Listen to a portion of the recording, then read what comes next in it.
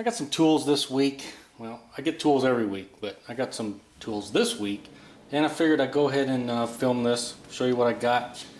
Alright, up first is this set of long Hex Bit Sockets from Nico. These are metric 3 to 10. I believe it skips 9. Yeah, 3, 4, 5, 6, 7, 8, and 10. The other day I needed a long, I want to say it was a 6, and I didn't have one. I had to make do with what I had. It barely fit. So I decided, I'll get these. These were only like 15 bucks on Amazon. Made in Taiwan, so I think they're pretty good. We'll see. They break, they break. Nice little case. You can see they're all 3/8 inch, by the way, which is nice. The only thing that might be a concern is the shaft is bigger and then it necks down to the size. So you can see the 8 is straight all the way through, but like starting with the 7 there, it necks down all the way to the 3 here. May or may not be an issue, who knows. For 15 bucks I couldn't go wrong. Alright, let's see what else we got.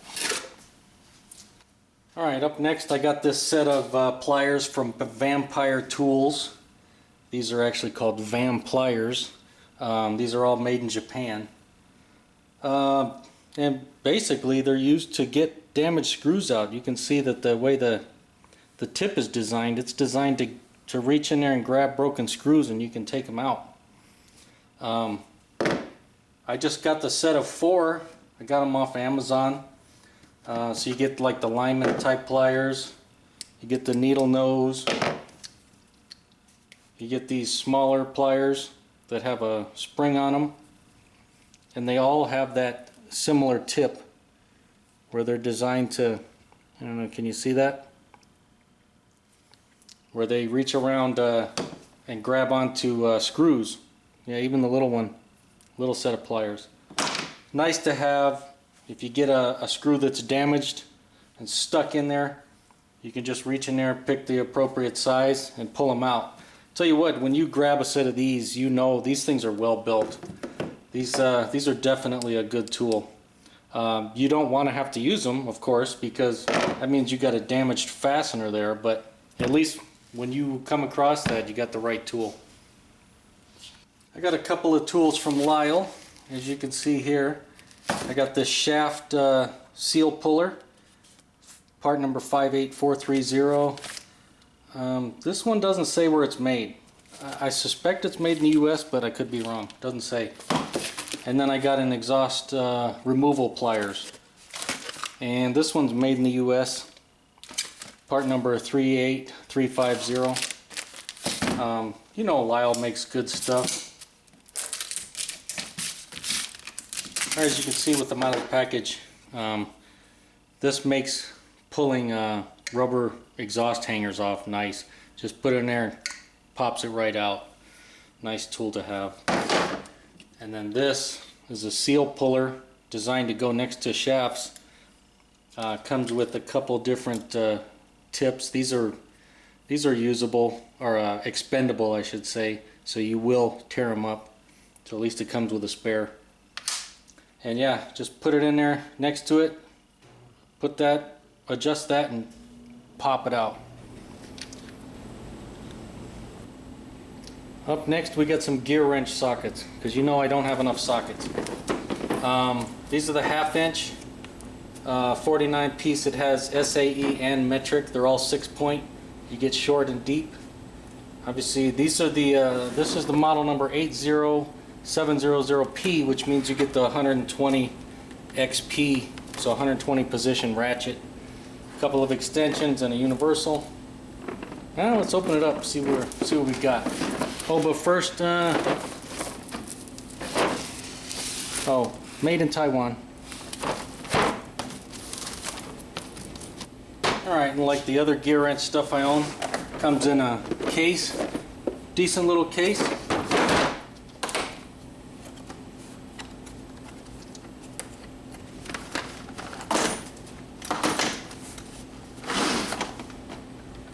Case actually feels pretty decent. Not bad. Ah, there you go. That's what you get. Looks like we got SAE up here and metric down here. Alright, there's a shot up close of what it looks like. And let's see what we got here. For the deep SAE, you get 1/2 inch all the way up to 15/16. And in the shallow SAE, you get 7/16 up to 1 1/8. And let's see, metric deep, you're going to get 10 all the way to 19. They don't skip any sizes. And then in the shallow, you get 10 up to 24. And let's see, it does not, nope, doesn't look like they skip any sizes. And then you get the 120p ratchet with this set. And let's see, a couple of extensions and a universal.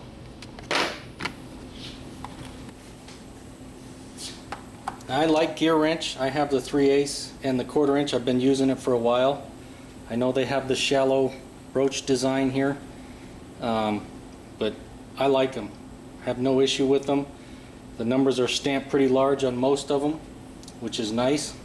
And the metric have the lines there where the SAE do not, so you can differentiate them pretty quick.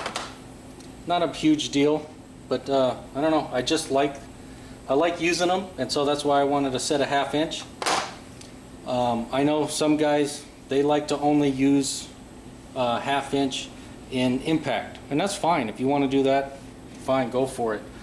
You may find sometimes that your 1/2 inch, because it's a little bit fatter, won't fit in some areas, but that probably won't happen too often. But me personally, I like to have chrome 1/2 inch, and I have impact 1/2 inch. I have them both. I like to have both. Some guys only want to have one set, and that's fine with me. I wanted to point out one thing I do like that GearWrench does on their universals is they make them shorter. This is a GearWrench, this is a Pittsburgh Pro from Harbor Freight, and then this is a Tecton. You can see how much shorter it is, especially to the Tecton, but even from the Harbor Freight one, it's a little bit shorter. That helps you out when you're working in tight areas. I'd rather have them shorter than longer, because I can always use an extension, but I can't make these any shorter. So that's definitely a plus for GearWrench. All of theirs that I have, 1/4 inch, 3/8 and 1/2, are all shorter than everything else I own. And these extensions are not wobbles. Let's see, what is this, 5 inch, 3 inch, okay. And then the ratchet, of course, has the 120 positions. And I've been using GearWrench ratchets for a while. They have nice mechanisms, nice smooth operation. I really like them. And then the 120 positions definitely make it so you can get in smaller, tighter areas and work. Definitely a nice feature to have. You'll appreciate it when you're working in tight areas when you have something like that. So that's the 1/2 inch GearWrench set. Let's see what else we got. Alright, from Craftsman, I have this 4-piece adapter set, and I have a 14 inch 1/4 inch extension. That's nice when you need to get someplace long, but it's used like a 10mm fastener or something like that. It's definitely nice to have one long extension instead of having to put a bunch of them together. And this one is not a wobble type. Where is this made? Made in Taiwan.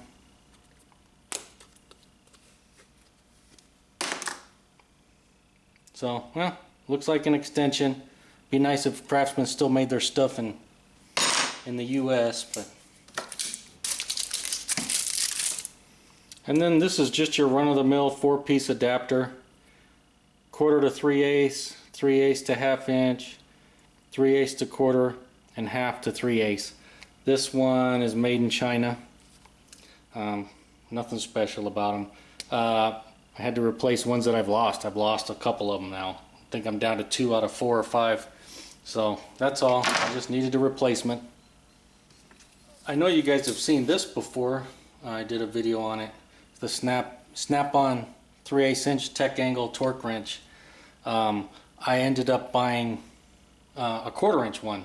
Same exact thing, same color and everything, it's just 1/4 inch. But of course, they're back ordered. Snap-on's back ordered, so I'm waiting for it. So I can't wait to get that. It should be really nice. I figured I'd mention it because I did buy it this week. I just don't have it. So, but once you use these digital tech angle torque wrenches, you don't want to go back to anything else. So I plan on getting the 1/2 inch one too eventually. These things are just expensive, stupid expensive. Alright, up next we got this handy little tool here from OTC. What's the model number? 7654A. Made in the USA. Made for just reaching down there and hooking onto serpentine belts and putting them back on the pulley when you're ready to put it back on. I suppose you could hook them and get them off too if you really wanted to. We'll see how this thing works, but there's been a couple times where you can't reach your hand in there because everything's so tight, and it sure would have been nice to have a third hand, and that's what this is, or a skinny hand. So I look forward to using this thing. And here we got a new electric ratchet, or battery operated ratchet, from Milwaukee, the 2556-20. This is the tool only because I have plenty of M12 batteries, but this is the new fuel one. Supposed to, I don't know, supposed to be really nice. We'll see. Let's take it out, see what we got here. Oh, while I'm thinking of it, made in China.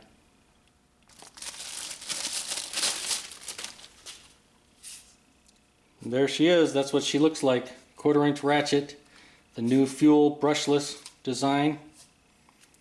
I have an old 3/8 inch one. Let me grab it.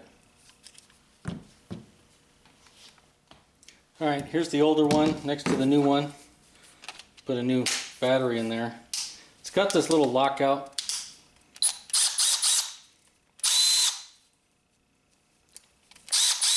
Yeah, feels like a ratchet. I look forward to using it. I really like this one, the 3/8 inch one. So we'll see. You can see the 1/4 inch is actually a little bit longer. But what I like right here, this part thinner. So it allows you to sneak past stuff a little bit easier. And then supposedly it has more torque and all that. So we'll see. I'll put it to use. But Milwaukee, they make good electric tools, so I don't suppose I will have any issues with this. I'm sure I'll like it.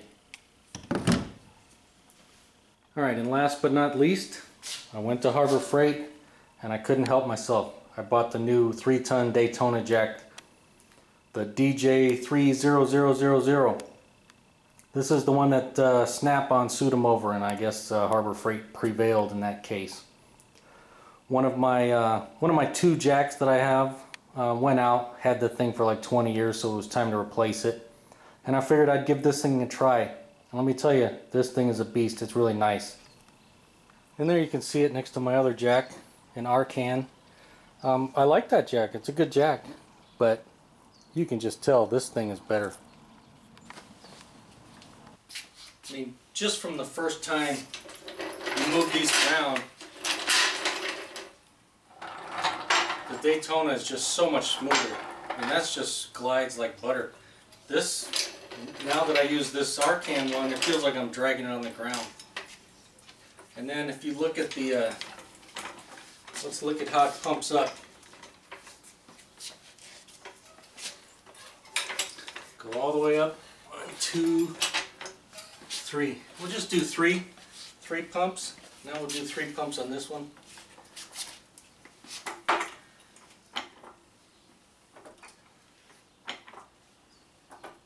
You can see the difference, just how much nicer that is. That just makes it nice when you're jacking up vehicles all day long. Not having to pump it as many times is nice. You can see, I haven't moved it. You can see how much higher 3 pumps takes it on the Daytona. And I'll just take it all the way up.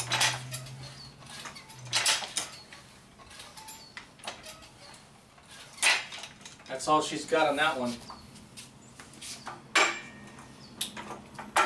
You can see, not even Not even another pump. Pump and a half took it all the way up, and you can see it's taller. That's nice having that extra height.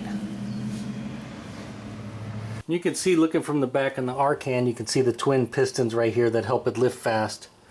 And then you look over here, and you can see how much bigger that one is. So that right there definitely helps it lift fast. And as a size comparison, you can see the Daytona is definitely quite a bit bigger.